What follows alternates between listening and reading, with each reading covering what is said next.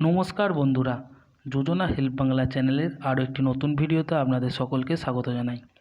সরকারি কর্মীদের জন্য রয়েছে বিরাট খুশির খবর। সরকারি কর্মীদের পেনশন নিয়ে বড় ঘোষণা সরকারের তরফে। বৃদ্ধি পেতে চলেছে পেনশন, মাসিক ন্যূনতম 10,000 টাকা করে বৃদ্ধি পাবে।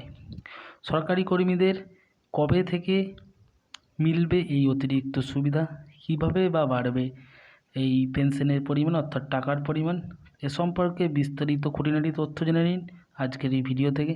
তো ভিডিওটি স্কিপ না করে প্রথম থেকে শেষ পর্যন্ত দেখুন, আর চ্যানেল নতুন হলে অবশ্যই চ্যানেলটি সাবস্ক্রাইব করে নেবেন। মাসিক ন্যূনতম 10,000 টাকা পেনশন নিয়ে বিরাট ঘোষণা, সরকারি কর্মীদের বড় উপহার কেন্দ্রের।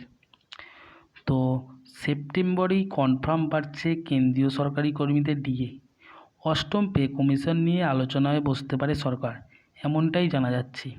এদিকে এরই মাঝে সরকারি কর্মচারীদের জন্য একবারে নয়া পেনশন স্কিমের ঘোষণা করল কেন্দ্র। যদিও সরকারি কর্মীদের দাবি মেনে পুরনো পেনশন স্কিম ফেরানো হচ্ছে না। নয়া পেনশন স্কিমে কী হয়েছে কেন্দ্রর তরফে সরকারি কর্মীদের জন্য যে নতুন পেনশন স্কিম অর্থাৎ ন্যাশনাল পেনশন স্কিম সেটাই থাকছে।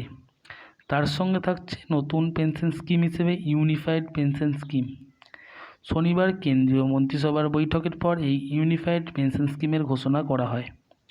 নতুন স্কিম অনুযায়ী কোনো ব্যক্তি ন্যূনতম 25 বছর চাকরি করলে অবসর গ্রহণের আগে শেষ 12 মাসের বেতনের 50% পেনশন হিসেবে পাবে।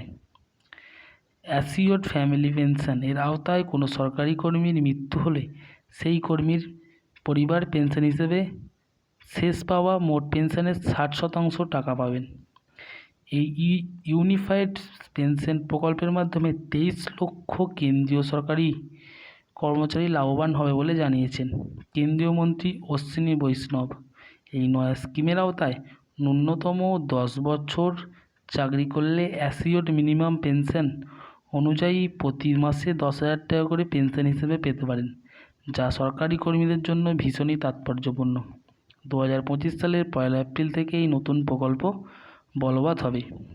কেন্দ্র জানিয়েছে সরকারি কর্মীদের নিজেদের পছন্দ মতো সুবিধা মতো ন্যাশনাল পেনশন স্কিম বা ইউনিফাইড পেনশন স্কিম এর মধ্যে যে কোনো একটি বেছে নেওয়ার সুযোগ থাকবে। কেন্দ্রের এই নয়া ঘোষণায় খুশিতে ভাসছে সরকারি কর্মচারীরা। তো বন্ধুরা, দুরকম পেনশন স্কিম চালু করা হয়েছে, একটা হচ্ছে ন্যাশনাল পেনশন স্কিম আর একটা হচ্ছে ইউনিফাইড পেনশন স্কিম, যেটা রাজ্য সরকারি কর্মচারীদের এই কেন্দ্র সরকারের কর্মচারীদের যার যেটা পছন্দ সে সেই স্কিমটা চুজ করতে পারে। তো সেই অনুযায়ী সে পেনশন পেয়ে যাবে। তো বন্ধুরা, এই ছিল আপডেট।